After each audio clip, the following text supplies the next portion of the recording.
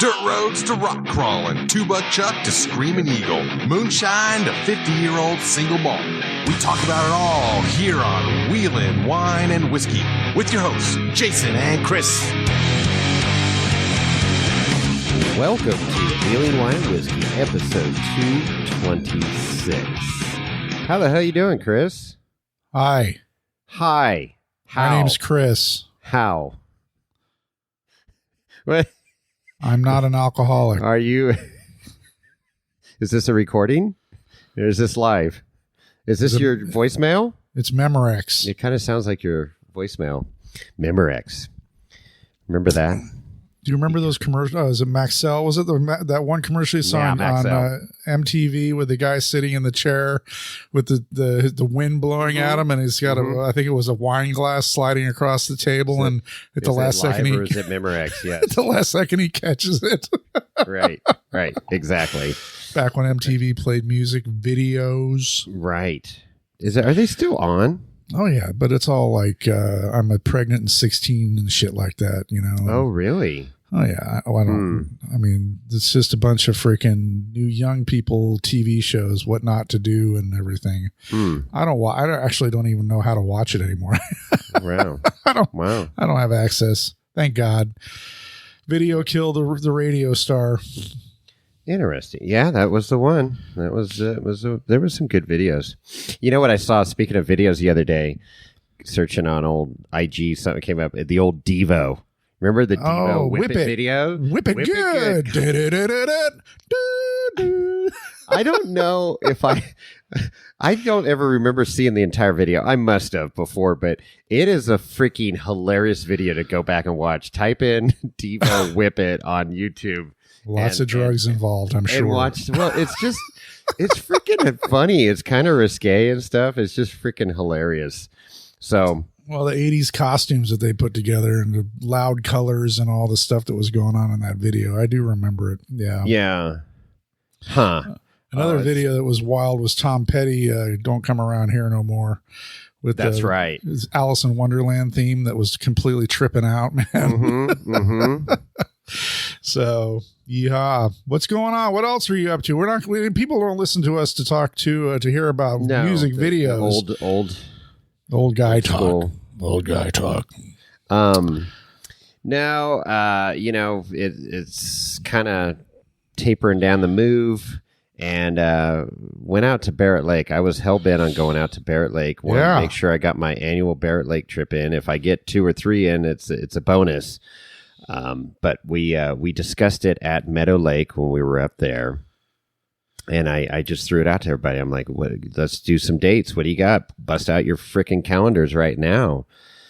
So we came up with the this past Thursday, Friday, and the plan was to go in Thursday, mid-morning, 10, 11-ish, hang out at the lake. Perfect day to drive in, too. It was beautiful weather. Really, really nice weather.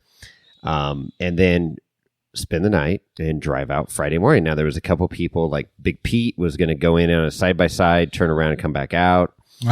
And then Carlos from Tac One Fab, him and Uncle Ed, like, we got to get out early Friday morning.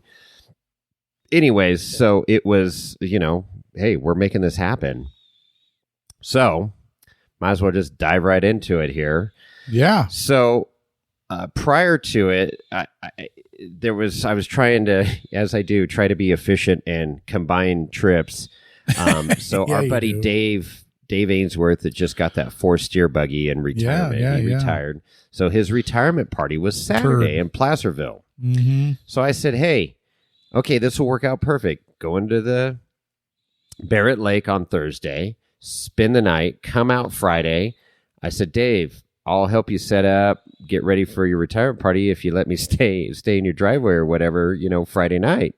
I'll have my camper with me. Perfect. He goes, yeah, absolutely. So I planned on staying there Friday and Saturday night.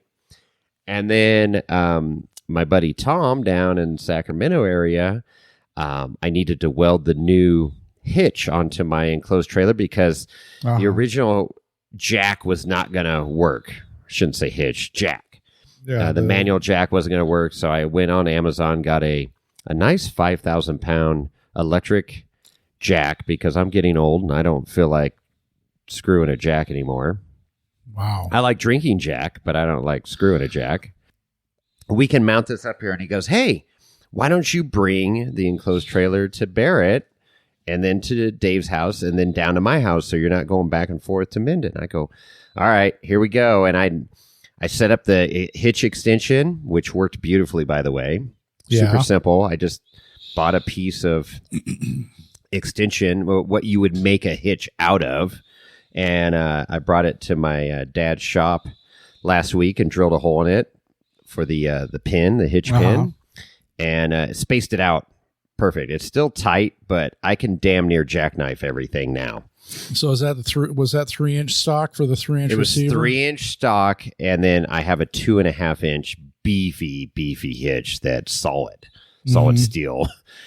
Thing weighs a metric ton, but worked out. I'm trying to minimize my extension because that just puts more leverage and torque on everything. Fuck yeah, trust me, I'm well aware of that. And then I set up my weight distributing hitch. The mounts for that because the 2.5-inch receiver that I have has the Reese hitch attached to it that has the weight distributing bars, but I had to put the brackets on the trailer.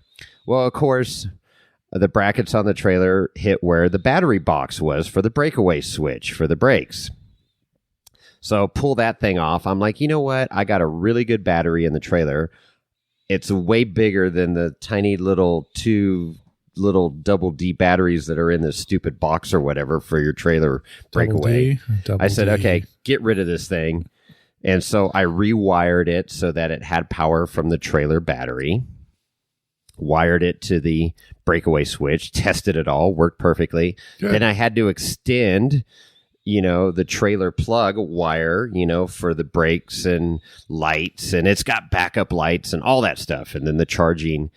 So I had a piece of, trailer tow cable, pigtail there. So I lengthened it and used those nice solder connectors that, you heat up and the solder melts into they shrink wrap at the same time. Yeah, they're shrinky dinks. Those are badass. They're awesome. Did you offset them so they weren't like a bundle all in one spot? Well, it was all going into this little box so the ones I did in the box, yes, they all went in the box. And then the ones on there, no, I didn't. Because I was able to, I wrapped everything with electrical tape after the shrinky dinks went on. And then I sealed the entire thing with a very nice heavy duty shrink wrap tube on it. So it's 100% waterproof. The plug is going to fail before this connection fails. So got it all dialed in. So I'm like, sweet, I'm ready to go.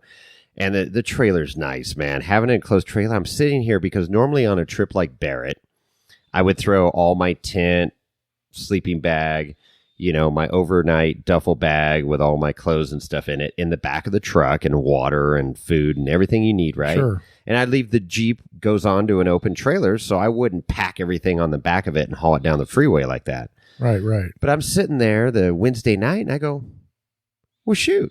It's going in an enclosed trailer. I could fully pack the Jeep. So I fully packed the Jeep, everything but the ice chest. I packed the ice chest in the morning and pulled the Jeep into the trailer. And I go, dude, this is pretty cool. And then I had some miscellaneous things to give to Tom and Dave and stuff. So I threw those in the trailer, closed the door, went to bed. Woke up the next morning. I went to my garage fridge and freezer, loaded up the ice chest, threw it in the passenger or just into the enclosed trailer, shut the door, headed down the highway. I'm like, I kind of like this enclosed trailer life. Yeah, it's definitely convenient. And it really wasn't, I didn't notice anything different with the truck hauling wise. Now, granted, I had the trailer on the cab over camper.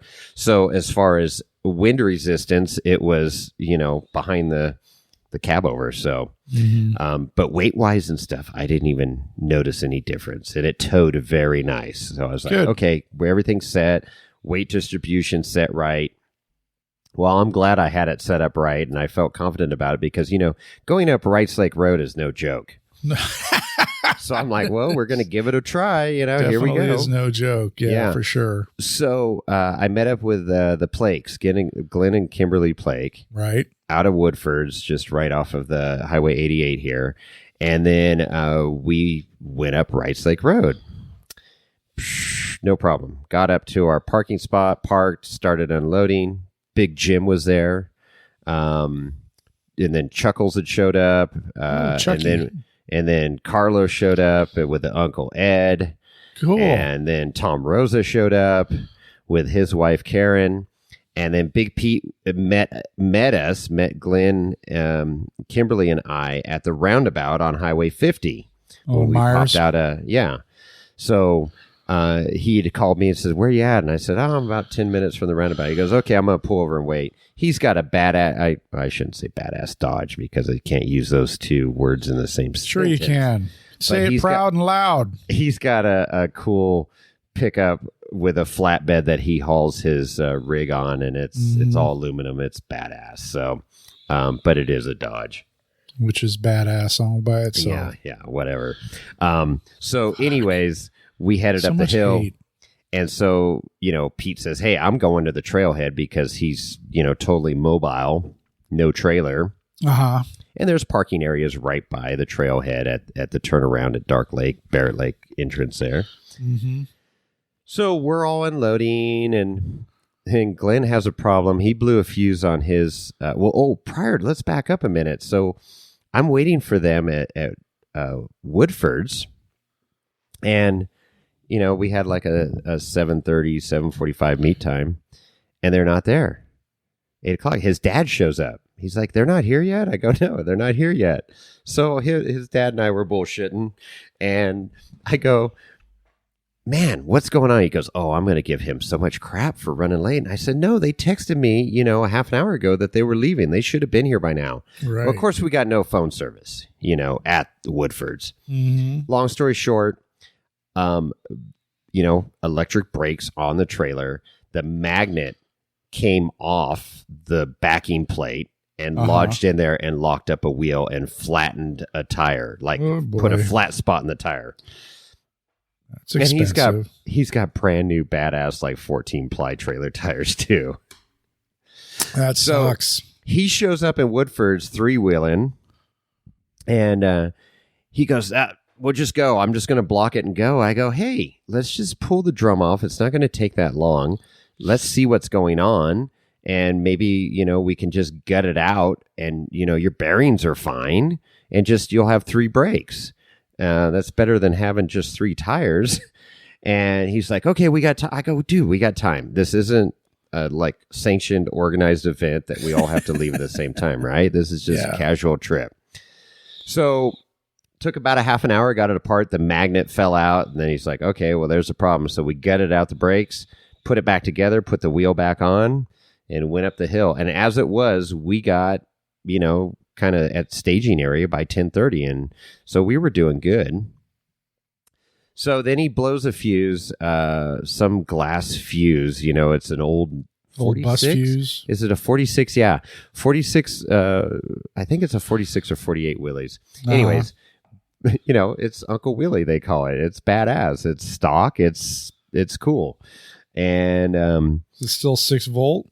No, it's 12 volt. So I think I'm almost positive it's 12 volt. Anyways, so I said, "Hey, I'm going to run up to Pete because he's waiting a while for us and let him know." And he didn't have a ham radio to let him know what was going on. Uh-huh. So I went up there and waited, and then they got everything running. Anyways, we hit the trail just after 11 o'clock. So not bad. 11:15-ish. No, not bad. And the gang's all there. And, Barrett Lake starts off with a true gatekeeper. It's a squid filter. It's like, if you can't make it over this first 100 feet of trail, you have no business being on the Barrett Lake Jeep Trail. And if you can't fit through the gate, Tyler, there's no way Tyler's fitting through that gate now with that big old Frankenstein. He says he's 86 or something. No, he's 89. Oh, 89? Plus 89 and a half or something. 89.7. I don't know. But my buggy, I've been on the trail with the buggy, and my buggy measures out at just over 86 in the rear. And that's kind of to the rim. So it's like the tires squeeze through the gate. So air down. With the bulge. Yes. Squeeze through the gate. So you tell me 3 more inches is going to be able to make it through that gate. I don't know. Good luck, players. Lubrication. Mm-hmm. He better bring some KY or Crisco or something. It's like that scene from an airplane. Bring all the Vaseline you can find. So, anyways, we get in there and Glenn says, hey, I want to be behind you because I might need a tug because he's open. He's basically 2-wheel drive. He's on 32s, manual steering, manual brakes, manual everything, right? Uh-huh. And he motored through there like a pro, and picking a line. We had to give one little tug, but he got through. And I was like, okay, sweet. Now you get through Gatekeeper. And now the rest of the trail, there's optional stuff to go around the hard stuff. So we're motoring along pretty good, 20 minutes into the trail, and I'm watching my temperature gauge that normally is at 195, 200, 210, 220. I'm like, something's not right.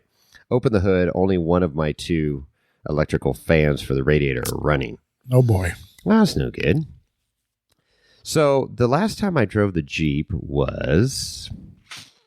Well, I drove it recently around town the day before to get gas and stuff in it. You went down to the river. Went down to the river with this, Randy and Amber and stuff, but everything was working fine. And like I say, the day before I rode, I did like 30 miles. I got a VIN verification and stuff for Nevada, and so I get my Nevada plates on it. Anyways, it was running fine. Everything was checked out. All the oils topped off, everything. Gremlins. You have gremlins. Yeah. So obviously something shorted out or fuse, and I could not find the fuses for the life of me. I know I have 2 40-amp maxi fuses, one going to each fan, and I could not find those fuses for the life of me. I don't know where the hell they are.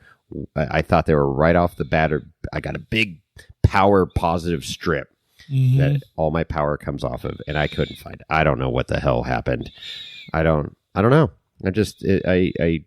The buggy life took over, and now I'm not into the Jeep life anymore, knowing where everything is. All right, listeners. So what's happened here is Jason has completely disassembled the Jeep, and it's sitting in pieces in his garage. I haven't. It's still sitting in the trailer, actually. But I'm like, what the hell? And I'm like, okay, screw it. Let's just go simple, go straight to the battery for power. And Glenn was insisting. He goes, no, we got power right here. Let's wire that up. Okay, fine. So he wires both fans together. Well, then I go down the trail another 10 minutes, and I got no fans. I've got no transmission fan now. I've got both fans dead. Oh, boy. So I'm like, crap. I'm like, okay, we're wiring straight to the battery now. And so that's what we did. Just wired straight to the battery. Great.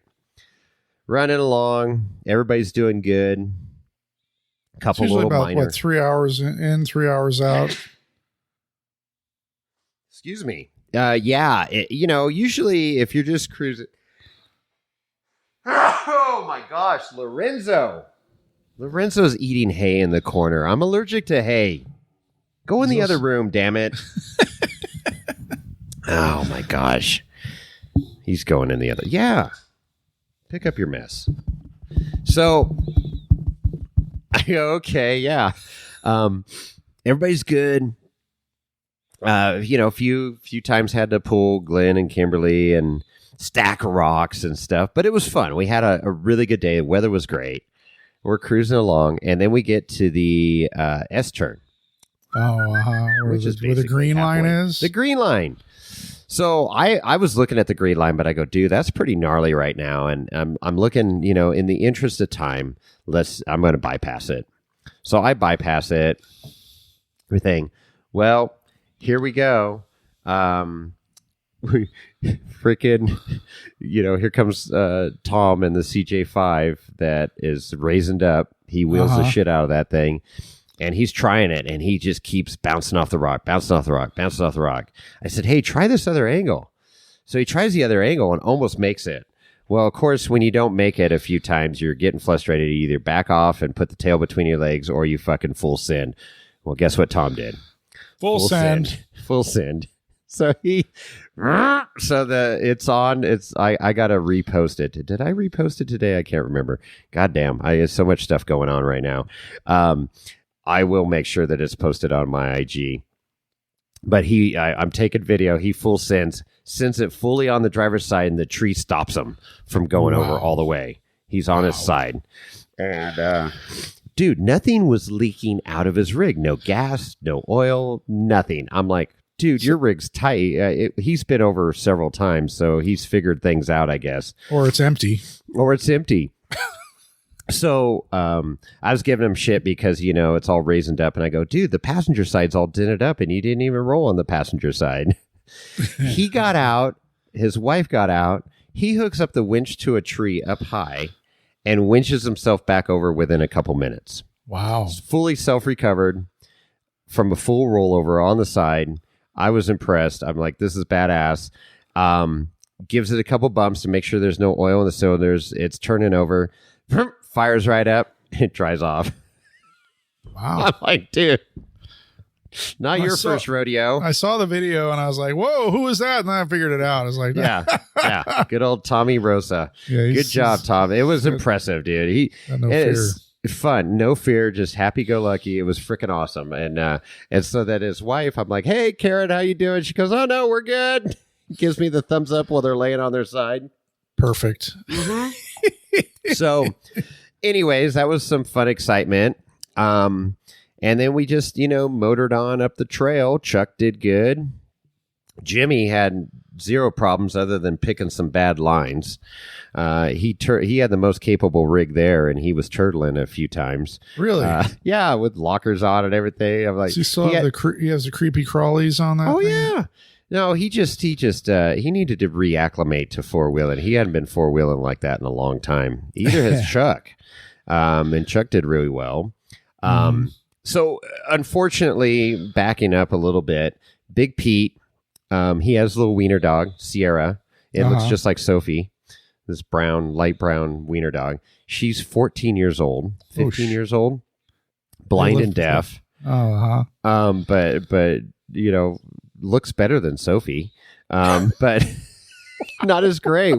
I was showing pictures to Tom this weekend, and I go, look at this dog. I said, wait, I'm going to text Pete. I think he said she's 11 or 12. No, she's 14 or 15. So I'm like, holy crap. But anyways, unfortunately, he had to get back because he had an event to get to, a function. So he motored out. He probably got out in a half an hour. But he didn't prior to the S section. We broke away prior to the no. It was such a slow start in the morning, and I felt bad. I go, Pete, I'm sorry, man. He literally could have ran to the lake in the Can-Am, probably had a few beverages, relaxed, it took in the scenery, turn around and come back, and he probably would have just caught us, at the S turn. And so we were just, we were cruising. We weren't in a hurry. We were motoring slow, but it was fine. So we get past that. We got some pictures at the slabs, the good spot there. Yeah. We had our manifold burritos going, so we'd stop and have burritos and stuff. It was awesome. Until right before it's starting to get dark. It's like 4:30ish, I want to say. And we're getting close to the last slabs right before the lake. And my temperature's starting to go up again. Oh, boy. And I'm like, no, what the? And I could hear my fans are not running at full speed. And I'm like, oh, I'm so close to the lake. It's at 210 right now. I'm good. So I pull into the lake at like 220. It's not even boiling. We're fine.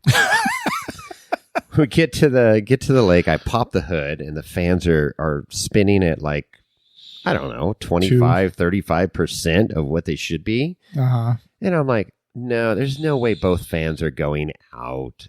I feel the wire, thinking that maybe it's a resistance issue. Nope, we got good connections. The wire's cold. I'm like, what is going on here? And then I look, and I got dual batteries, right? Yeah. Odysseys, nice batteries. I bit the bullet and got nice batteries for the Jeep.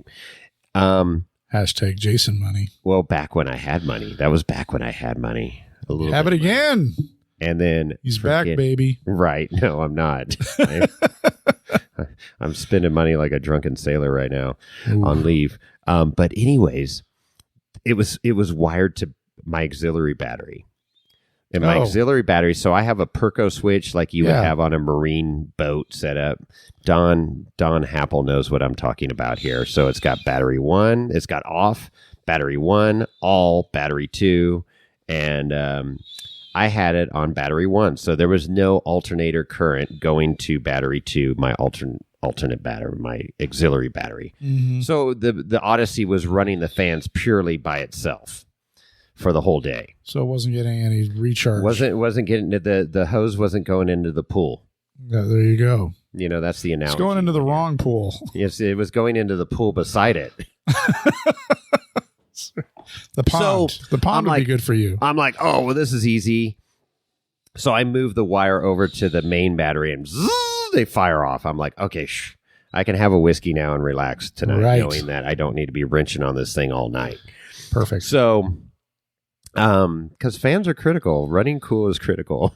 Yeah, it is. And I've dialed that Jeep in where it runs so good, and it's pissing me off that this stupid little electrical. It's I know it's a connection somewhere that got compromised, rusted, corroded, whatever, and that's it. I mean, I wired the thing freaking 20 years ago.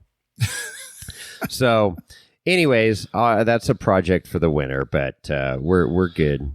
So we get to camp, get set up. We took the middle camp. There was already people to the camp to the right, and then the far right where the podcast was conceived. Oh, you're talking about over right by the lake? Yeah, that far right camp that you can only get two rigs into. Mm-hmm. There was nobody there, but we had 6 rigs, so there was no way we were going to fit there. Cool people next to us. It's just fellow off-roaders, older guys. We had a great time with them. They came over and BS'd with us. One of the other guys, God, I can't remember his name. He came over. He recognized me from the podcast, so we bullshitted a little bit. They were camped at the top. The waterfall was raging, dude. I've never seen so much water on the trail and raging. Yeah, it was good. So we got there, got camp set up, and got some libations and hung out and reflecting on the day's events, and then got dinner going. I had a simple deal. I always try and keep it simple when I'm camping out of the Jeep. Boil a bag. I did, basically. So I got the Jack Daniel's pulled pork. Oh yeah, that's good. And it's in a bag. It's in the zip or the seal a meal bag. So I pulled that out of the package, got some water, dumped it into a pan, and boiled it, threw the pulled pork in for like 5 minutes. It warmed up, and then I had garlic bread. So I made garlic bread pulled pork sandwiches. Nice. And Caesar salad. I did have my veggies. Oh, very good. Well, Mom would be proud there. So that was good. And then everybody was cooking up their stuff. Jim busted out his big old Blackstone and did a big old ribeye steak and everything. No, he didn't. He did top ramen. Seriously? Yep. Glenn and Kimberly did top ramen. The MSG, baby. Let's go for some MSG. Well, Jimmy Jet would have had PB and honey. I don't know what Chuck had. I don't know what he had. And Carlos and Ed were doing like some chili or something. I don't know. I didn't really. Yeah, you want to keep it simple. So you went cooler. You didn't bring your little portable refrigerator. No, for one night, I have a variety of. I've got like a dozen different ice chests and stuff, and so I have this old Igloo cooler. It's plastic, but it's thick. It's before the Yetis came out. Mm-hmm. And dude, that thing will hold ice for a week. It's not very big inside, but for a couple nights, it'll hold ice for a week and enough food and beverages. So I was keeping it super simple. It's just my life had been so complicated and hectic. I'm like, dude, I'm making this trip happen. I'm keeping it simple, and it worked out great. Cool. So you'll hear we're gonna. Some of this stuff's going to be verbatim, but I brought the podcast equipment, and I brought the new Starlink, our new Starlink, Wheeling Wine and Whiskey's new Starlink that we acquired from Sick Nick Bailey from Avalanche Technical. That's right. If you need rescuing, call Avalanche Technical. That's right. Nick. And so, at Barrett Lake, the campground's very dense with trees, but there's an open area, and Nick told me, because this is a flat unit, it doesn't sit there and do its and find all the satellites and Elon Musk talks to it and stuff. No. This thing, he goes, hey, if you can point it, straight up in the sky or a little north, you're better off if you can get a little north. And so I'm like, oh, well, north's over here. And so I kind of angled it on my hood. And I was able to do a quick live feed on IG, perhaps the first live feed ever done from IG live feed done from Barrett Lake. I don't know. I think so. I'm going to take claim to that because that satellite is the same satellite, Starlink, that did the first live feed. We're claiming that Sick Nick did from Rubicon Springs in the spring. So it worked. But we'll see. Why are you freezing here? You're not saying anything. I just wanted to be like, hey, you froze. But your fan's turning in the background. That's what gave it away. Jackass. So, were you on that live feed? Did you pop in? No, Rodney Moeller did. I haven't spent much time on the ground. And Dolly was on there. Oh, really? Yeah. So I need to get better at my live feed stuff. I'm just I want to say stuff and then I try to censor myself and I just need to let it roll. Well, you need to. I mean, you did great when you did the live fead when Amber was in her standing on the top of or on the bottom of her Suzuki. We talked about that at lunch last week. At Randy and Amber and I went out to lunch, and I said, "Dude, that's still one of the greatest night run memories, greatest trail hero memories, all that stuff." So apparently Amber's not going to do any night runs at Trail Hero this year, bullshit. She said. That's what Randy and I were both calling bullshit, so we'll see. Yeah, well, I mean, I wouldn't do it if I had rolled twice in 100 feet, but, just saying. But then again, I'm not going to go to Trail Heroes. So, but what was I going to say? I was going to try to call you on the 805. I did want to beam in. I did log into Echolink at one point and was going to holler out, but then I got distracted and moved away. I was on the 805 in the morning, and Chuck only had GMRS. So I had one channel set on GRMS2 and then the other channel set on our Simpux channel. We were running on trail that day. So I wasn't running 805. I did run 805 on the way out, though. And, I love it. It's, the do-do-do-do-do call sign and then, good morning. Yep. So you could hear the repeater. So I knew I was connected and I heard John Arns. I heard a lot of traffic Friday morning, Friday day on the Rubicon Trail, but nobody was hitting the 805 or doing anything on the 805 on Barrett that day.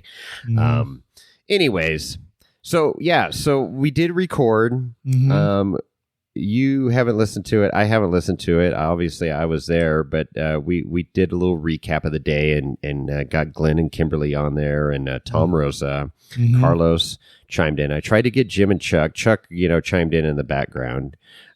Jim wouldn't say a word. He was stone cold. Just wouldn't take the mic. So, yeah. I don't know. I guess he's got a face and a voice for radio. He just doesn't want to talk. I don't know. So, anyways, let's see how this turned out. I know there's a little bit of editing, not much, but there was some good conversation. Just bench racing. I like to call it legit campfire talk, right? Yeah. Without the campfire because we're in a campfire restrictions right now. So that's right. I was prepared. I had my warm jacket. I had a couple sweatshirts. I had thermal underwear. I mean, I've played this game. I had my rain gear, but didn't need any of it. It was just sweatshirt and pants. I was wearing shorts all day. No Threw snow? The pants on when it got dark. No, there was no snow, but the lake was crazy full. Did you fish? Full.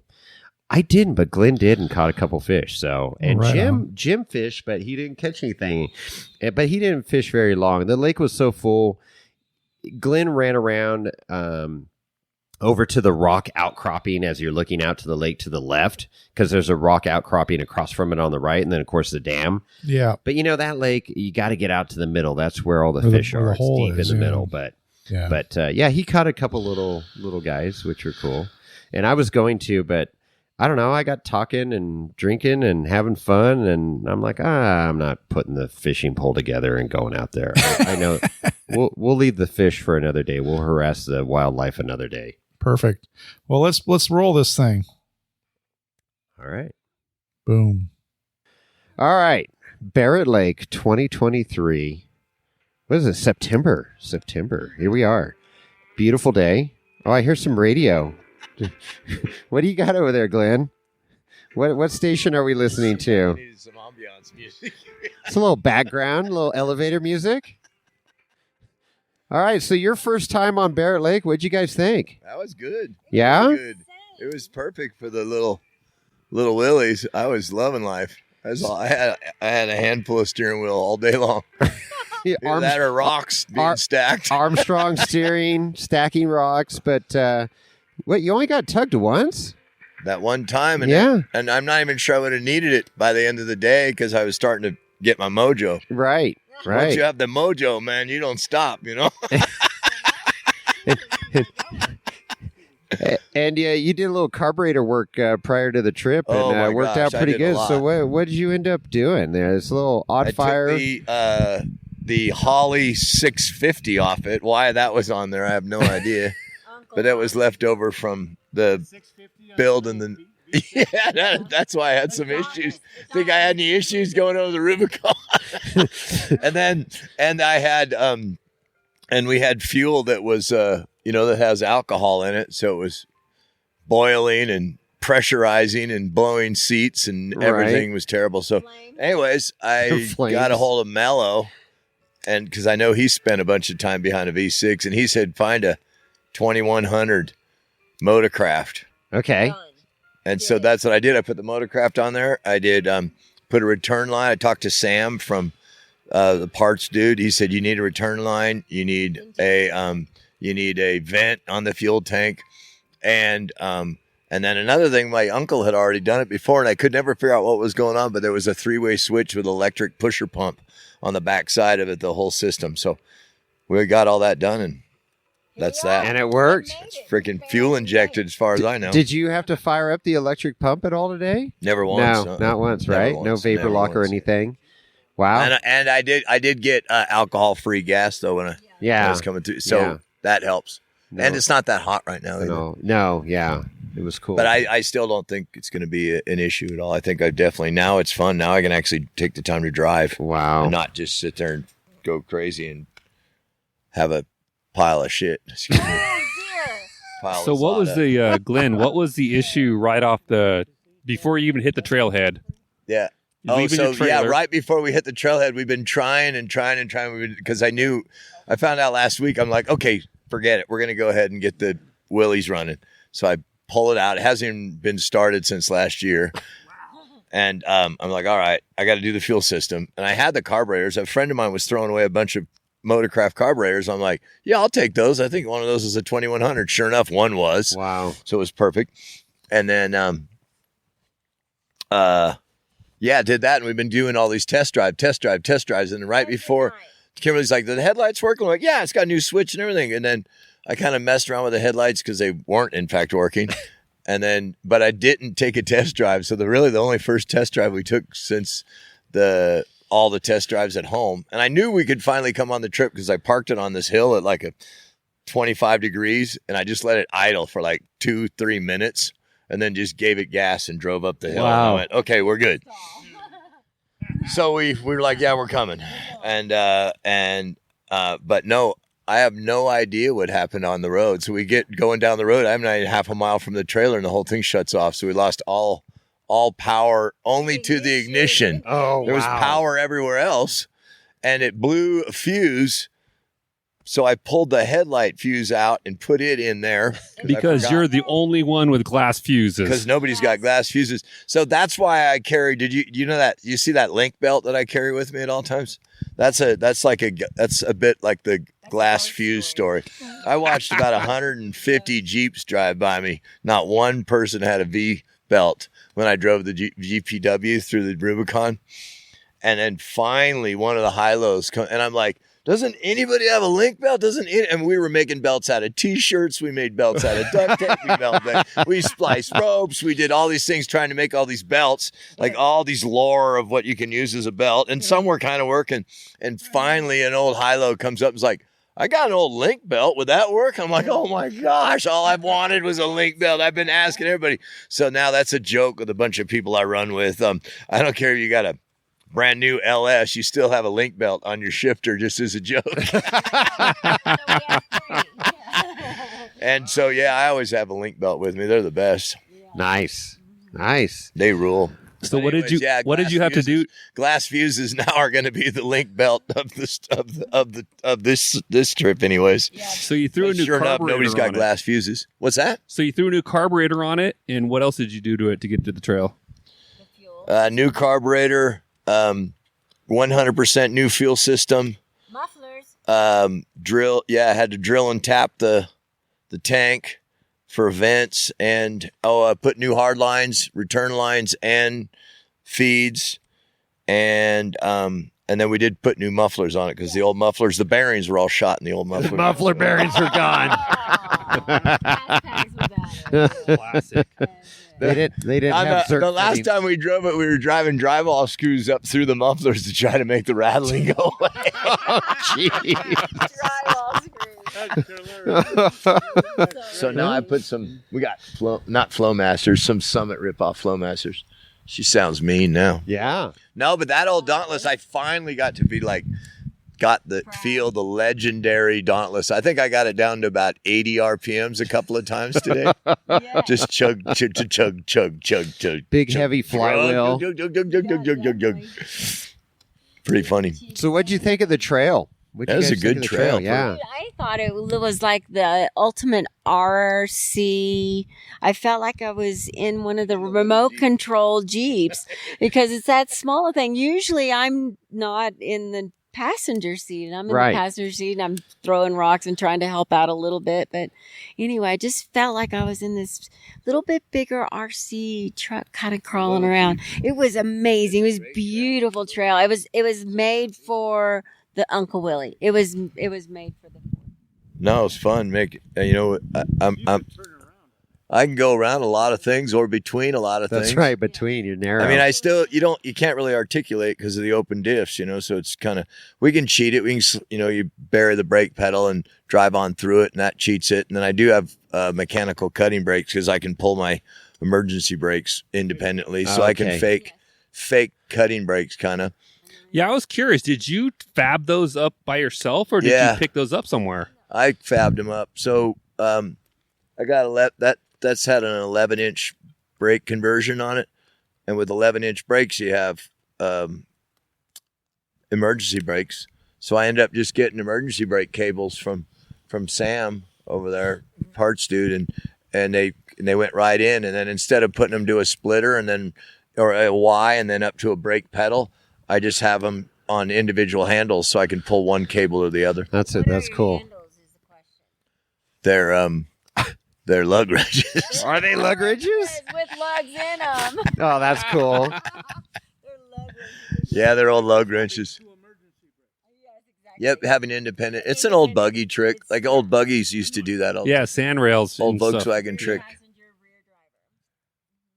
That, or you just, for the fronts, you just bury the front brake pedal, or the brake pedal and drive through it, and that'll usually get them to lock up or momentarily spin and then drive to the other side a little bit. I still think that you're so narrow, like an RC car. It's pretty funny. Narrow. It's so cute. The funny thing is too, I don't have hang pedals on that Willys. Oh. So like when it flexes, the pedals move from across the floor. Yeah. Yeah. It keeps you guessing. Your pedals are just constantly moving around like, whoa. And then if you flex it too hard, it'll get stuck. Yeah. The pedal will get stuck Clutch down. doesn't work so well. That thing, it's like driving a semi truck. You only use the clutch to start, and then you never touch it ever again the rest of the day. Just never ever touch the clutch. Never once. Well, I was really impressed with how you were handling that thing. A few times I would walk back thinking, I'm going to need to stack rocks. I'm going to be Caltrans back here making a trail. And you would just as long as you had it flat and you didn't lift a tire, you were on it. And I was really impressed, Glenn. I'm glad you guys got to watch it because I was having a lot of fun. And you don't want to make a mess out of the trail and you bring out 74 4-year-old vehicles. And it's not like it's not no TV redo either. It's kind of just still the way it is. It's not like we got a bunch of gen ride on it. No bolt-on parts there. It's pretty funny, but no, I think it's cool to have. I remember even when it was running bad on the Jamboree last year, it was pretty funny to have some people follow me. They're just like, man, I just can't believe it can go up some of that. Yeah. The little stuff that goes. It just, it's funny, I mean, I love everybody's Jeeps, and Kimberly's got her big, we all have our big buggies and all these different things. And what's the history of that? So my grandpa bought it almost brand new, if not brand new, in 1946 or 7, we think. Wow. Yeah. So it's been in the family my whole life. My whole life, my mom's whole life. I'll show you guys the photo album tomorrow. I have it.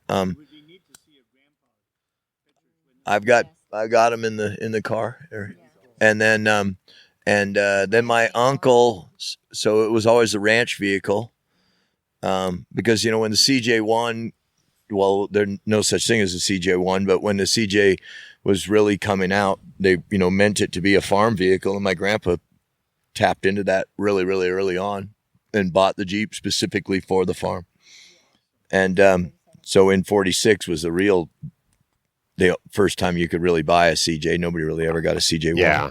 And then they drove it around, and everybody thought, so my uncle, and everybody has the same story, which is so cool about these old Jeeps, and I'm telling one that I'm sure has been told before and will be told again, but my uncle started driving at 5 years old, and he would put my grandpa would put him in the seat and say, steer straight. Wow. Okay. And the other farm and so the Jeep would tow the siphon tubes. You'd have a whole full, trailer full of siphon tubes on it. You know what a siphon tube? Sure, from the irrigation ditch. A bunch of elbow-shaped looking things. And they were on these long, narrow trailers, and my grandpa would be setting the tubes in the ditches, and the Jeep would just be driving along the levee by itself. And one of the other ranchers thought my grandpa had figured out a way to make this Jeep run by itself, and he didn't realize that little kids in there. There was a little kid in the front seat. So sure enough, that was my uncle. Then I ended up doing the same thing when I was, 5, 6 years old. I remember sitting in the Jeep, just steering straight. Grandpa would put it in low, let the clutch out, and then just and the Jeep went about just as fast as you could set a siphon into the ditch and pull the siphon, and then reach up and grab another one. And wow. Anyways, then my uncle and cousins or second cousins all got back from Vietnam, and they heard about the Jeepers Jamboree, and so they took Grandpa's irrigation Jeep on the Jamboree in I think 66 or 67 for the first time. Wow. And they were all proud. So it was always a story that I never could figure out. They were all excited. It was like the 7th or 8th year, and they actually finally got like tires for it instead of just like the old that were all just bald as heck. I got pictures of it, going in the Jamboree and just bald as heck, 650 15s. Pizza cutters. Yeah, it's pretty funny. So pretty trippy that the thing's still around, and that's cool. Well, I think you got more history than Jason and I. Yeah, old iron, man. Went through different lives and now is up and around, and now here it is at Barrett Lake. So everything, yeah. I got pictures of it at Barrett Lake. I'll show them to you tomorrow. Wow. So it's kind of cool to know that it's at Barrett now, because again, there's a whole bunch of pictures that I got when I picked it up, and it was a bunch of pictures from here. So it's really nice. Full circle. Yeah, it's super cool. That's cool history. First time Barrett, yeah. The Jeeps. No, that was why I was laughing the whole time. I'm like, I got to get it up there. This thing's been up here before. It's already been here. And we don't even know how many times. We don't know how many times it's been here, but I know it's been up here many. Yeah. Many. I don't know how many years people have been running Barrett, or when it officially opened. I don't either. We'll have to look that one up. And it was closed for. Get on that, Lorenzo. Isn't that what Lorenzo's for? Where is Lorenzo? But it's pretty funny how many people can Did probably you leave him tell at the trailer? real similar stories about the American Jeep. I mean, how many people learned how to drive their the Jeep? Sure. I mean, everybody. I don't care what walk of life you ultimately ended in. As soon as you start saying, we learned how to drive the old Jeep. It's like, yeah, I learned how to drive in the old Jeep too. It's really cool, actually. I mean, it's pretty interesting how many people got to drive the old farm Jeep, Yeah. And that's what got this one whole started too, because I helped my friend rebuild his GPW, which also was a farm Jeep, was bought at an auction down in Long Beach back in the 50s and 60s, and then ended up out in Nevada hauling hay. And we put that all back together but same story, you 5, 6, 7, 8-year-old little kids driving around in the Jeep. Yeah. That's what you did, right? Yeah. It's pretty trippy. Learn how to drive. Well, Tom, you got to learn how to drive today. I got to learn how to drive Barrett. What'd you think? This was your first time on Barrett as well, huh? Yeah, I've heard about this many, many years, and I don't know. I've never had the opportunity. It's always been closed. So what is it? It's like a really narrow window that this used to be open. Used to be, yeah. I mean, it would be as little as a couple, 2-3 weeks to, 2-3 months. So the trail had to be bone dry to open, and then whenever they got significant rainfall, whatever the amount was, a half-inch plus or whatever, they would shut it down for the They would season. just go lock the gates. They'd lock the gate, and that was it. And so it was. The trail had shut down for a long time. Like a 8+ year period, like 8-9 years ago. And we never thought it was going to open back up, but power to the, our off-road community and the due diligence of everybody and throwing some money at building a bridge and rerouting the trail, got the trail back open. So that's awesome. And it's one of the gyms in the Sierras here that, not as popular as Rubicon, but No, let's keep it that way. yeah, exactly. Right. So that bridge, how did people get around before that bridge was there? So 'Cause the that looks fairly new. Yeah, the trail went off to the right of that, and it wasn't like a huge creek crossing because it would dry out in the summertime. But it was the way that they had to reroute. It was the best reroute of the trail possible. They surveyed a bunch of areas trying to figure out what would work. And then, those granite slabs and stuff that you go on prior to that, that wasn't there before, that was a wasn't fun part of little the trail. section. Right. So, there's been a couple reroutes over the years getting it out of the wet, shady areas. And, it's proved to improve the trail, really. Yeah. I can see why they would not have this trail open when it was wet. Yeah. Because there were some Wet right now. Yeah, there were some sections that were pretty sketchy. Yeah, this was the wettest I've ever seen the trail, and we just came out of a huge winter. We were talking about this before on the podcast, and I don't know of a ruling or some deal that it was, like I said, that everything had to be dry. Well, that's been lifted now, and so the trail opened up earlier this year. It hopefully will stay open longer before the snow starts flying. So we'll see. But, spectacular trail, great scenery. And then you end up here at Barrett Lake. That's pretty phenomenal, especially the sunsets here. And Glenn caught a fish, and I took a dip in the lake. That's right. So, yeah, Kimberly went in the lake. And then you got a microphone over there? Where'd that other microphone go? Oh, there you go. Chuck keeps handing it back to. I keep handing it Karen. back. But yeah, so you took a dip in the lake. I took a dip in the lake, and How Glenn cold went was the and caught water? It wasn't that bad. Not too I bad. just kind of put my feet in first and slowly got in, and then jumped in. Okay. And yeah, so that was good. And then just kind of walked around. There's a lot of rocks to just kind of swim around them and then crawl on them and then stand up out on top of them. You're like in the middle of the water on a big boulder. Yeah. You know, in that little hot tub area. Yeah. Down there. It's so beautiful. Near the dam. You were near the dam over There's there. There's a coliseum of just granite just surrounding us. It's That's a just good description. amazing. Coliseum of granite. It truly is. It's mind blowing. And then when the sun went down and they got the alpenglow, just on the lake with the reflection, and then up on the granite, it was mesmerizing, beautiful. You're a world traveler. You've seen a lot of cool mountains. Where does this rank in that?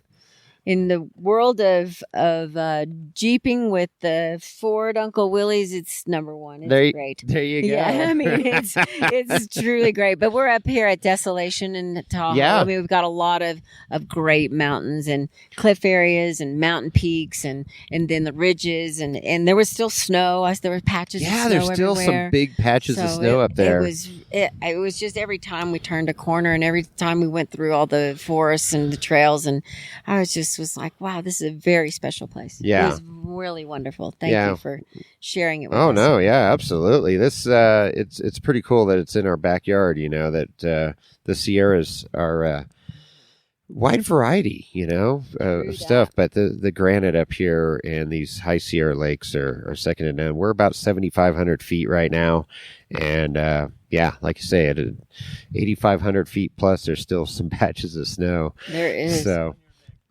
Yeah. So the trail was really fun. interesting, where it was all sorts of different adventures, right? Like where we had 35-inch tires, and we were still able to manage most of the trail. Glenn, what size tires are you running? 32. 32s. Yeah, open. And can't lose with 32s. Can't lose with 32. Can't lose with 32s. Yeah. Now now that the little thing's up and running, I'm really excited to start just learning how to drive it better and better and better, because I know it's way more capable than what I'm doing with it right now. As long as you place it right, you know, it's the same old story. It doesn't matter what rig you're in, you know, it's a matter of you getting used to it and what it does and where it does and how to carry it. And I've driven a bunch of low, small tire vehicles, so I know my lines, and I know what it takes to stack and all these different things. And it's funny because it's just a couple stacks and you just drive right over stuff, But yeah, it's funny, huh? It's not very, very. No, it's pretty small. Yeah, it's pretty small. And then we had Big Pete. We had Big Pete in the side by side. The Can-Am with That thing's 40-inch. ridiculous. It's a monster. He He, I don't know. He enjoyed being out here, but I don't know how much fun he had today because he He's was waiting on way- us quite a bit. He's way faster than we are. He Yeah. could have done this trail. Then in we an had a- hour. Pretty crazy. We had a few mechanicals. I had some fan not working issues that was causing it was just running hot, hotter than normal. 210. It's normally like 190, 195. And I'm like, what's going on? And then sure enough, one fan wasn't working out of the two. And I don't know. We farted around with it, got it going, and then it didn't go anymore. And then we direct wired. And Then we figured out why it didn't work. yeah, then there was a loose wire in the harness there, or going to the relays or the board. I don't know. I'm gonna have to take a look at that. So, it's What did we do? We hot wired it. Glenn and I Just hot wired it straight to the battery. Wired it just in The time for you to auxiliary. realize that it was the relay. It was Then we figured out it was a relay, but then it was the auxiliary battery. So as we were getting close, we were less than a mile from camp, and it's starting to heat up again. And I'm like, what the hell? Both fans are running, but they're running at like half speed. And I'm like, okay, I got to jam to camp. So I got into camp. It was up at like 2:30. It wasn't boiling over. It was getting close to. And then I'm like, oh, it's wired to the auxiliary battery that wasn't getting power from the alternators. So wired it back over to the main battery, and then they kicked on, and it cooled right back down. So, amazing how charging helps. It is. The alternator works. That's got the Premier Power Welder, so that thing has got some super juice going. Keeps the 14.4 volts going all the time. So, Yeah, so we had that mechanical. Well, prior to that, we had a trailer tire lock up on a trailer over there. I had a weird morning for sure. I never have trailer issues. I don't know if we were jinxed Ever. or not. Oh, geez. I'm like, geez, here I'm bringing this freaking tin can to the party, and I can't even. And I almost took the little trailer, but the little trailer's full of old tires right now, and I didn't want to unload them. So I'm like, we'll just take the big trailer. I mean, I felt so stupid with the big trailer and this little itty bitty Jeep that I should have been just towing on the. It looked like one of those semi trucks with a little Tonka truck. That they out of nowhere, my friggin' trailer locks up, ruins a brand spanking new tire. Yeah, magnet broke I was off. half a mile from where I was going to meet you. Can't get a hold of anybody. I'm just like, No cell service, nothing. fortunately, the Jeep had a high lift on it, and so I was able to get That's after right. it relatively That's quick. Yeah, you pull up and you got three. Your Well, that just shows it, dude. I took I had the Jeep loaded on the trailer. I took the spare off it. I didn't even have to jack with the teeter totters or anything. I just let the Just jack sit down. it. We started driving away. It didn't even have enough weight on it to freaking overload the fact that I was only three wheeling. The axle still was higher than the ground. It was good. Yeah, so then we hit the trail. We finally got out on the trail. You had that one fuse go, but then fixed that, and then so we actually got to Gatekeeper, which is a true gatekeeper. That's a great little section of the beginning of Barrett, and we started motoring along. Then I had my fan issues, figured that out, got going. Then we kind of got in a groove, and then Pete had to leave because he had to be back to Reno tonight for some gala or something. He's a big who's who there. And then we just kind of motored on to the S turn. And then tell us about the S turn, Tom. That was your first time on Barrett and that little section of the trail. Was that the green bypass? Yeah, that was a green line. You tried the green line that I went up years ago in the old CJ, and that's where Tyler was given the scissors symbol for to turn on my lockers because I didn't have the front locker on. Hit the front locker and I climbed up, but it's way different now, way dug out, way rockier, and you were giving it some whoop hows and giving it the all you got. Working. Yeah, leaf springs were working. I tried it next to the tree, and that was just too dug out. And then you pulled out your camera, and when people pull out their cameras, I get kind of stupid. And I use a lot. Well, 35s, you got to use momentum. You have to send it, and sometimes it bites you. And this time, the front tire came up, and I think the passenger front tire came up. And I was still in the gas, and then it pirouetted over and landed on its side. Luckily, that tree was there to stop me from completely turtling. And it was kind of funny because normally I try to grab reverse and try to back out of it. Well, I was already on its side, and the tires were off the ground. But you did have reverse. You did have it in reverse, and that's a manual. That's no automatic. Nope. So that was impressive. I was trying to find that gate and hit it in reverse and try to pull out of it, but the tires were off the ground, so it was no go. Yeah, you didn't get any traction in the air. No go. But the tree was kind of right in the middle of your hood and dented your hood a little bit. Yeah, it did it pretty good. Pushed it in. Paint job and body, and it was like, damn. Poor Raisin got another dent. Yeah, we love the trees. And then, so I you guys all popped in really quick, made sure everybody was everybody was good, everybody was safe, nobody was pinched, nobody was in a bad position. Right, we weren't leaking any fuel or anything. Yep. Karen was good. She was in the passenger seat. I popped out underneath it, and she worked her way out, and she's been in this position before with me on the Rubicon, and she knows that the first thing I do is flip the Jeep over just to stop it from leaking, stop it from whatever, get it over, and she knows she had to get out herself, and she did a really good job, right? Yeah, she was out right away. She got out right away, and then what do? We Winched it over. Yeah, so you self-recovered, basically. We pulled the winch out real quick, we hooked it to the tree, and it popped over really nice and easy and just settled down, and everybody was making sure it was in gear, and everybody works as a really good team in a situation like that, first we check safety, then we check leakage, and then we get the vehicle over. Right. Yeah. No, it was a very fast rollover and recovery. Yep. Probably one of the quickest I've ever seen on the trail. Yeah, it would JM rigging would have been proud.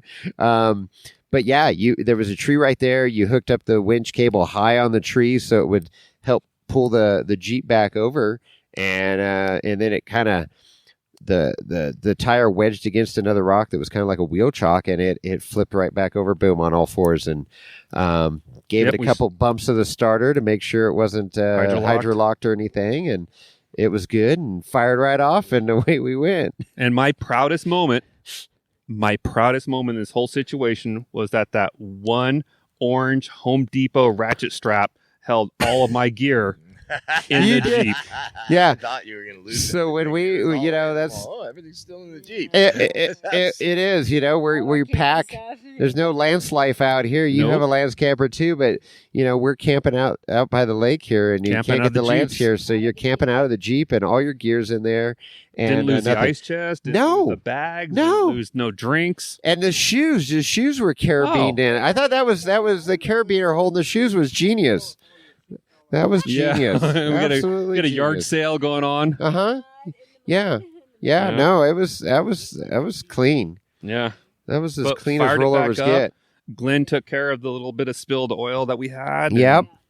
No smoke, no hydrolock, and yeah, no, that was good. So and you got a spectacular video. Got some good video of that. Yeah, that's IG worthy. Be on IG. Yeah, we'll have to check that out. Get that out there. It's a funny group of vehicles out here. We got white.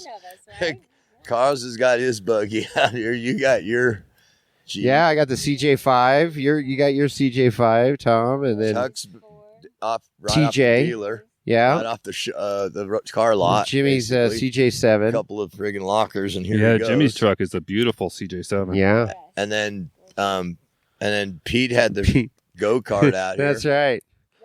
The Rock Mosquito. It's pretty funny. I was laughing. Like, there is no continuity in these vehicles at all. No. Definitely a mixed group. In that, just no Toyotas. No. Oh, wait. No Toyotas. Sorry, Carlos. Yeah. But Carlos was right there on you, ready to winch you over, right when you rolled over. Oh, yeah, and he walked the line. I then walked the turtled line. on. We got to get Carlos a mic here somehow. Oh, we got plenty of cord. Okay, here's Carlos from Tac One Fab. How you doing, Carlos? I'm doing good. Sorry, we were kind of... You were sleeping over there. Yeah. So... I had some whiskey. I'm doing good. Yeah. How's the whiskey? What are you drinking that? What did you have? Like Crown Royal XO or something? XO. It's all bougie. It's in like a Riedel glass, Cristal glass decanter. Yeah. Yeah. It's got a twist cap on it. Oh, twist top. So, last time we were wheeling together was Moon Rocks, and we wheeled for about 15, 20 minutes, and then that was it. And that was it for me. You broke an output shaft. Broken output on the transfer case, and that's all she wrote. Yeah. So, but we got it all put back together, and this is the first trip out. It's only been 3 months, not bad. Yeah. And ran great. You had zero issues. No problems. Yeah, it's all good. I'm loving it. Yeah. First time to Barrett Lake. This is a beautiful trail. Yeah, beautiful trail. Yeah. So, what were some of your thoughts on the trail today? Scenery and rock crawling options, and there's all kinds of rock crawling options. Yeah, I thought when they say it's a Jeep trail, I thought maybe it was going to be a little bit smoother, but it wasn't. Yeah. It's like I say, this year is the hardest I've seen it in a long time, but after that hard winter, but still it's a great trail in that it's kind of choose your own adventure in some spots, pick your poison, but Glenn, great example. Brought the 40s wheelies through on 32s and open, which really forces you to pick a line, but still fun for buggy guys too, where you can just come out and cruise, and there's some good little rock crawling optional There's stuff. all kinds of options. Yeah. There's all kinds of options. Yeah. For sure. And then the end destination here, at Barrett Lake itself It's is beautiful. is pretty spectacular. Yeah. We got had the Starlink and went live. You were able to text the wife, and Yeah. that was kind of crazy. Talk about bougie. Yeah, that was kicking it up a notch. Wheel and Wine and Whiskey, just trying to stay on the forefront here, the cutting edge of podcasting. Yeah. So yeah, this is good. We're So this is like 3 cherries got popped on this trip. it is. Yeah, That's amazing. Glenn and Kimberly, and then you and Karen, and then Carlos and Uncle Ed. Jim's a seasoned veteran here. He's asleep. Chuck's been on the trail. That was Chuck's first time too, huh, Chuck? On this trail. Oh, 6th time. Yeah, okay. 6th time. First Man, time in you're- his TJ. you're a First time in his veteran. TJ. Yeah. First time So- in the new Jeep. He used to have a ZJ that was all crawling out. Yeah, with a V8. A lot of woo pows.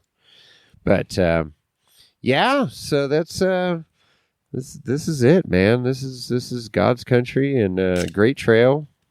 And I'm glad we met America. Yeah. So what else you got, Carlos? Anything else you want to add to the You're a just man of a few words. Great company, great group of people, great camaraderie. Yeah. We all work together.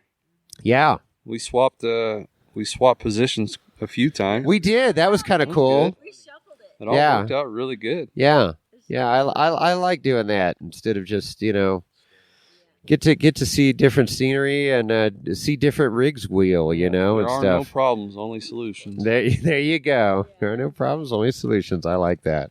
Yeah, Jason, it was fun actually seeing your CJ work. I've never been on the trail with anything but your buggy, Oh, and your buggy just walks shit. I mean, Yeah, it's it's- phenomenal. But your CJ, you have put a lot of work into that over the years, and it's a lot of craftsmanship. And you should be really proud of that vehicle you built. Yeah. you and your dad, right? Yeah, it was my dad. Was all the engineering and stuff, and yeah, we worked on it together. So it's pretty cool. It's that was early on. I bought that Jeep in 1990, and it's gone through 5-6 iterations since then. But you just keep building it stronger and better, and it's kind of cool to built not bought philosophy to build something and then get to wheel it on the trail, and then. It's too bad you didn't remember about the electrical system. Right. That's right. I okay. still don't know where that fuse is. It's still driving me You nuts. just have to pull the drawer out and it works. yes. I'll have to see. It's so funny. We years ago. I do have some Yeah, diagrams yeah. in there. I know I have a You have master schematics. diagram. Yeah, that's not I have a bad. master schematic at home, so I'll have to find it. Yeah, I gotta probably put a Switch Pros in it. It's due for a Switch Pros. So You what know. is that? So give me some details on your truck, on your CJ. On the CJ5, 70. it's Ish? 72 and 74 parts on it. But it's the got motor. It's got a 383 stroker, GM crate motor, roller rockers, and got an Edelbrock intake on it. That's true fuel injection. So it's the tune port injection. Oh, your on port injection on that. Yeah, Huh? yeah. It's got 8 individual injectors and stuff. So that That's a throttle bolt-on- body on top is just it's a throttle body. Just it's not a the throttle carburetor. body, yeah. So I used to have a Holley projection on it with 2 injectors, and that worked great. It was a 327, but when I put the 383, it wanted a little more fuel at higher RPMs, and the 2 injectors were not keeping up. Turbo 350, manual valve body, and low stall on that, so it stays hooked up all the time. 5-to-1 Atlas. Holy shit! Yeah, and then I got 4 5-to-1. Yeah. And then in the axles are Dynatrac Pro Rocks ARB 454, Okay, I think is the gear ratio in there. that's not bad for 38s, 37s. Yeah, I'm running 37 stickies right now, the BFG stickies. I just put those on last year and absolutely love them. Once I had the sticky life, on the buggy. I had to go sticky life on the Jeep. The problem is I get in the Jeep and then I start taking buggy lines and things get a little squirrely a lot quicker and that because it's that body's way too it's straight. Like 89, 90 wheelbase, and narrow and it's I've had it outside a few times. So, but luckily. And then did you do the cage in it? The cage, yes, we did. We modified that, kind of retrofitted that, and it's got bead locks, raceline bead locks, and twin ARB. It's got a Premier Power Welder. It's got a lot of extra stuff there. It's been on a lot of trails and.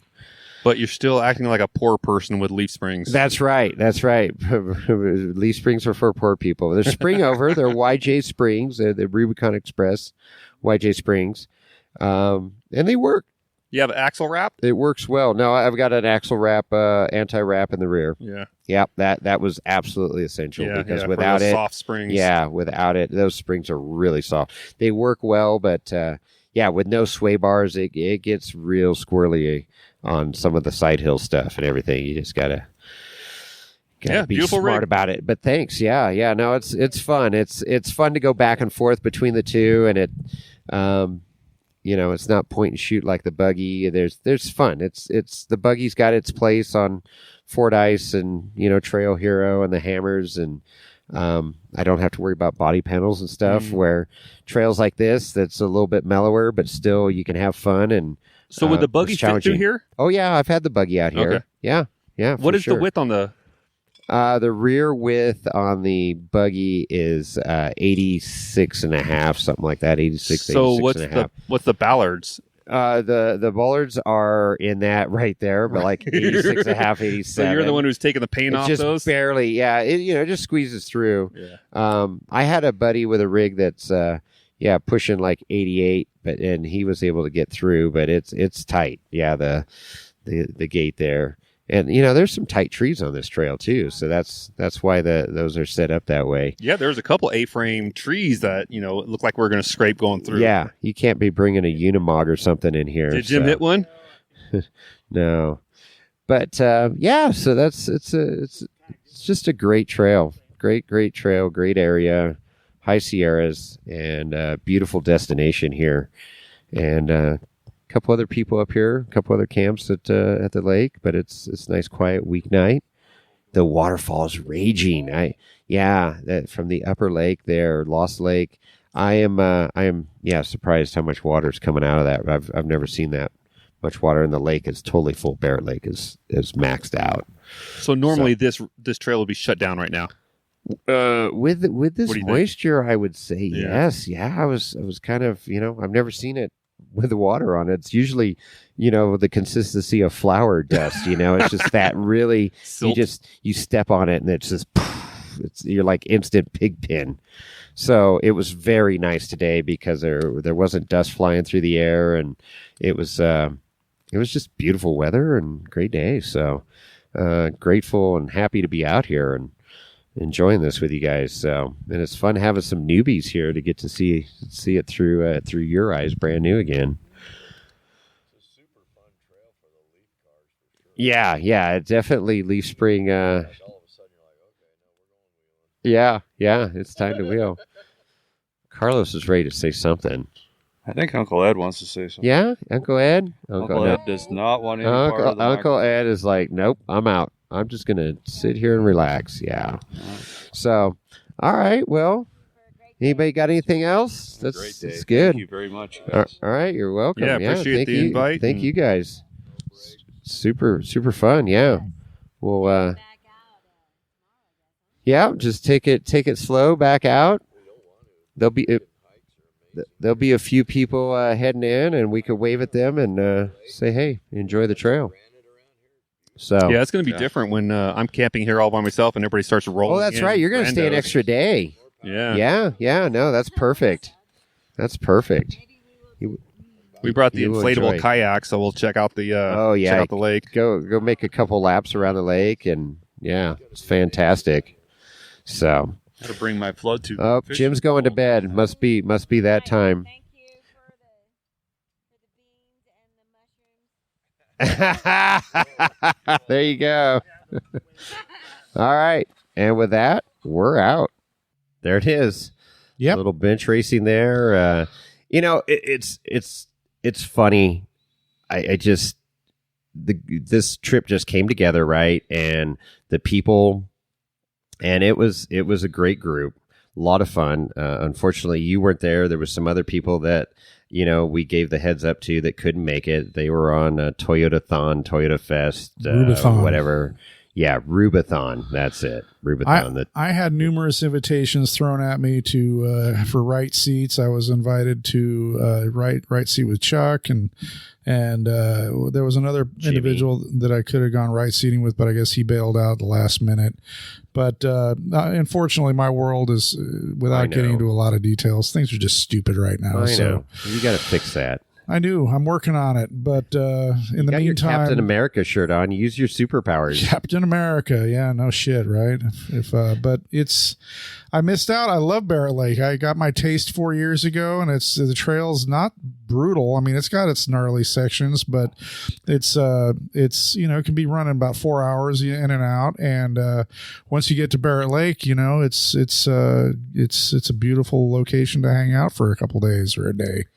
I will tell you, this trail was the hardest I've seen it in. Really? As long as I can remember. Yeah. The winter was rough on it. Great. I love it. But it was rough. And it was a true testament for Glenn to pilot a 2-wheel drive rig through that trail. He had to stack rocks. He got pulled a couple times, but dude, that Jeep was impressive, the stuff that he climbed and did. And of course he had to take a couple stabs a few times, and okay. And basically the reason why he would, pop the clutch, go forward, and then push in the clutch and roll back is so he could turn the wheel, because, it's manual steering. It's Armstrong steering, man. And, right. Yeah. And, he'd catch a root with one tire. He'd catch a rock with one tire or whatever, and it would prevent him from moving forward. And you watch those open differentials work, and it's just throwing power to the left wheel, to the right wheel, to the left wheel, to the right wheel as he's working it. But so they didn't bring they didn't bring Emmy, huh? No, he wanted to challenge that Jeep. That Jeep, has been in the family, and he had pictures of it on Barrett back in the 60s and 70s. Oh shit! So that's pretty cool. Pretty cool for him. That was his first time, him and Kimberly's first time on Barrett Lake. So they'd never seen the trail before. Oh, and then really? And then to get to, drive, Uncle Willie, as they call it, on the trail that his uncle drove it on the trail. I mean, that's super cool. So that is history, cool. Right? Absolutely.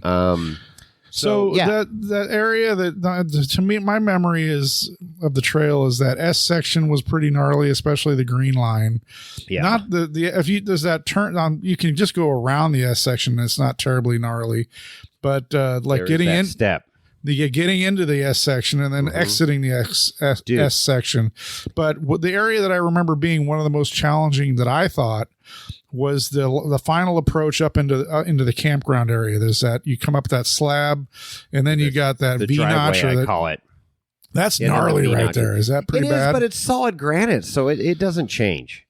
That will always be the same because it's solid granite. And then there's some looser rocks up towards the top, and that one final ledge before you get into the dirt before you go into camp. But I will tell you, getting to the S section, the rock garden going into the S section is a true rock garden right now. There was a lot of rocks that diff grabbers and stuff in there, and it was challenging. I mean, I turned on my freaking, front and rear locker through there because I was starting to get hung up on stuff, and I'm like, dude, what the hell? Well, you think you're on 43s, but you're on 38s. Well, yeah, no, but the Jeep does great. And those stickies, I love the freaking stickies. But there was a ledge that was gnarly just before you pop into the, out of that rock garden into the S turn and the green line right there. And it was like, damn. And I hung back because I thought, oh, Glenn's going to need a pull here. He made it up. I don't know how he made it up, but he made it up.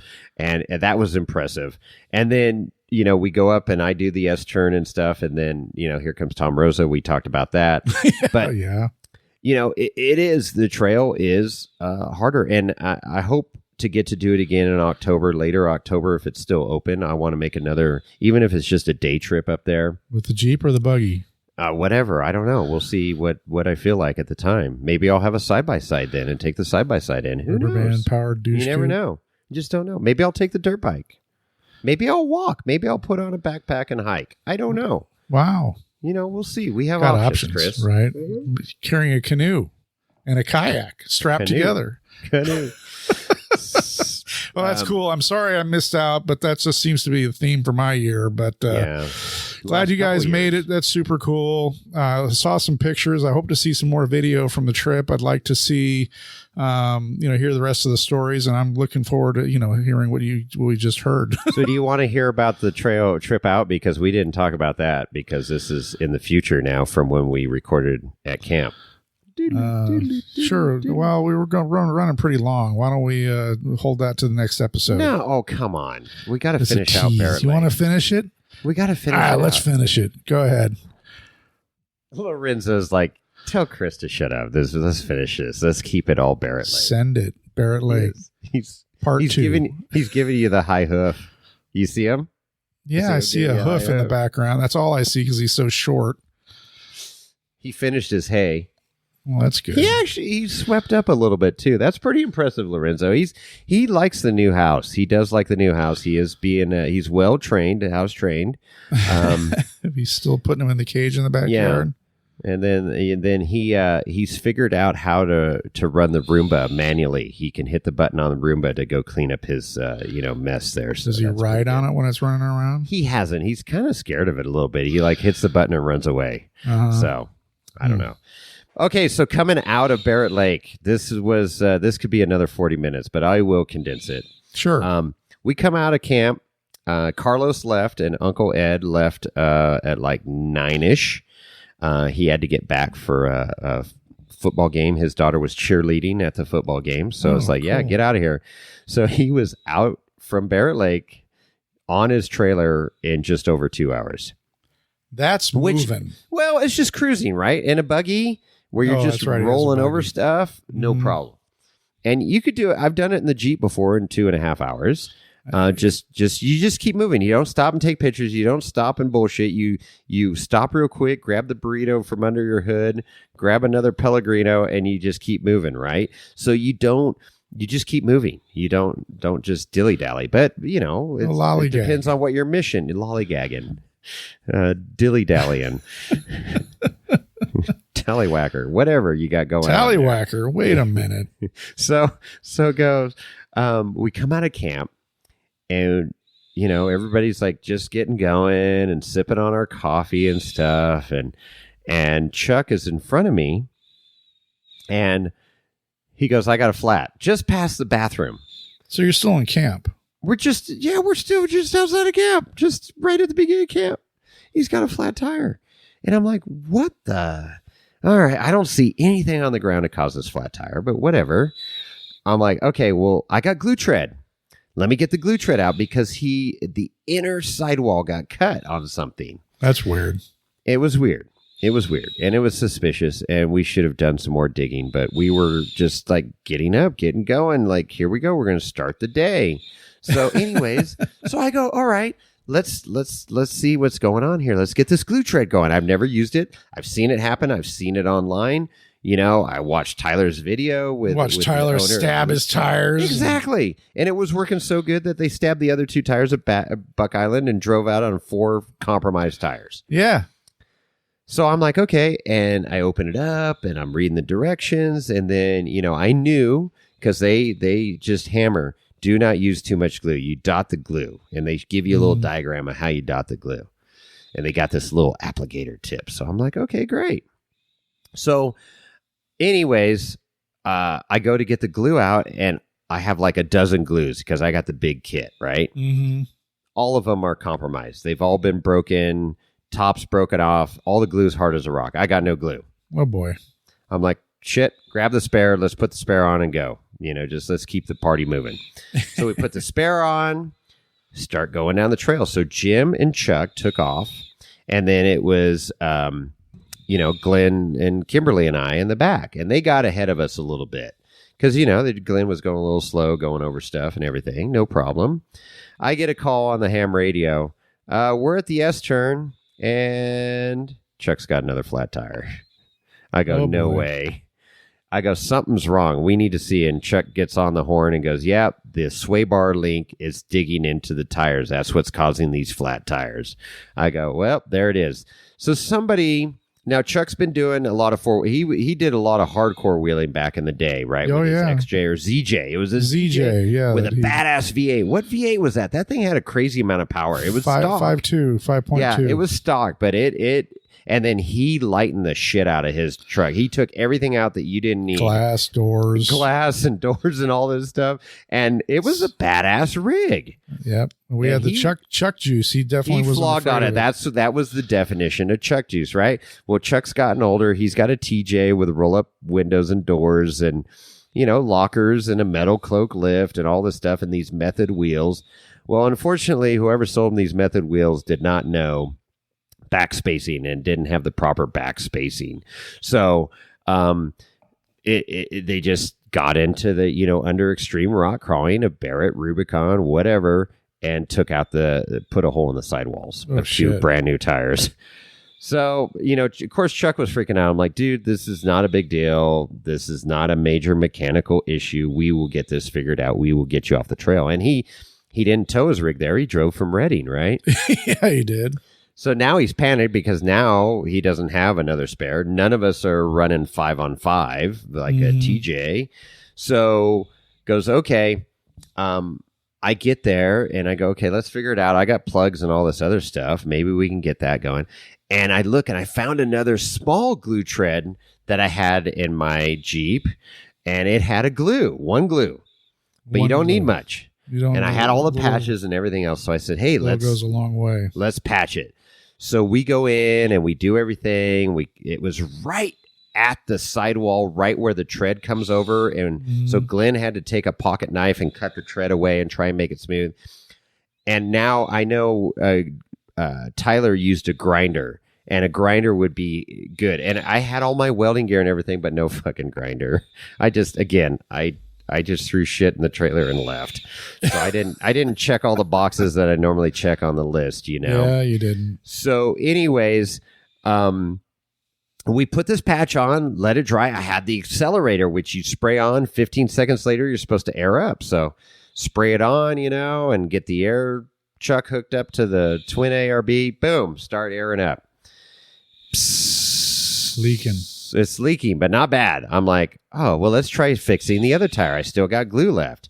So we fix the other tire, hit it with the accelerator, air it up. Neither one was holding. Were the punctures in both on both tires close to the tread? Yep. Oh, boy. Yeah, worst case And hindsight, scenario. I'm going to talk to Glue Tread. I'm going to talk to Tyler since he's got experience with it. But the reality is, I think one patch was too small. It needed to be more of a circumference around it. But it was tough because it was getting into the tread that rounds over the tire. Mm-hmm. So I don't know.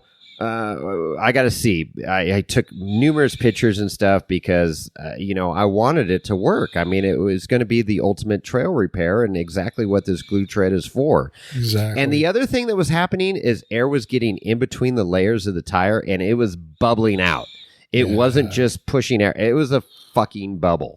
So that could have been an issue too. Separation or delamination or. Well, yeah, it was just the way the puncture or the way it ripped the tire. It was gnarly, dude. It wasn't your typical little like rock slice or anything. That sucks. Or from a root or anything like that. So, anyways, we got one to seal up enough, aired it up, and said go as far as you can. He got to the slabs.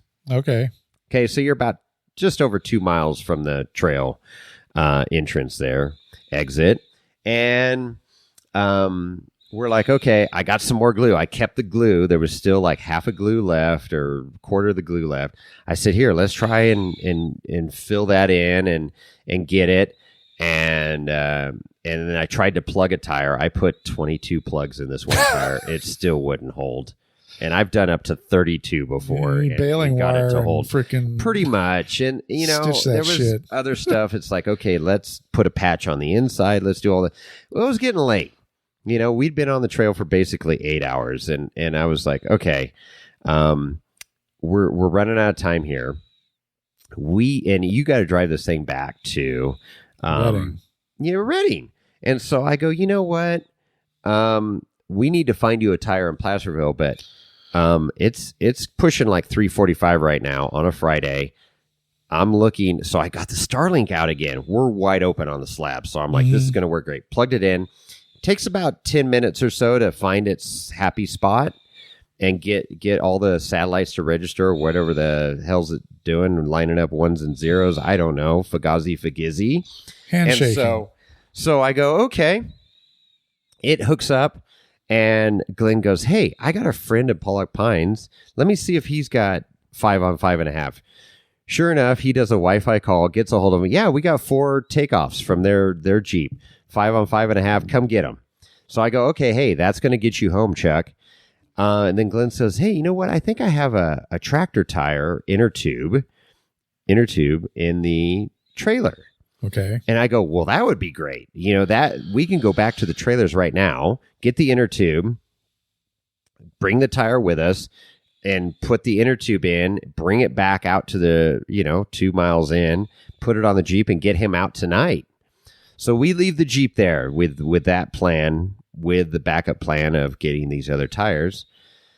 We haul ass out of the trail, get back to the trucks. Well, now it's after 5 o'clock. Tire shops are closed, stuff, but we're like, okay, let's pull Glenn found the tube. I'm like, great, we got this tube. Right. And then I'm like, okay, let's break the beads. So Jim drives up on one side of the tire, laying on the ground. I drive up on the other. The bead will not break. I'm like, wow. What the hell?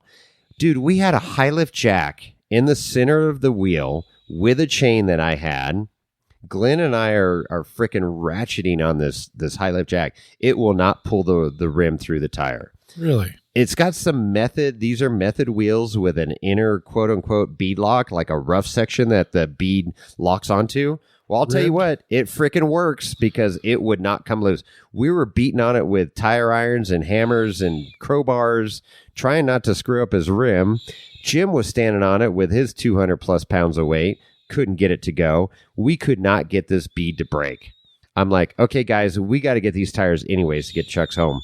So Jim and Chuck ran down to Pollock Pines, grabbed the tires. I said, hey, you guys grab dinner, because we didn't have, dinner for that night. We didn't plan on being out there.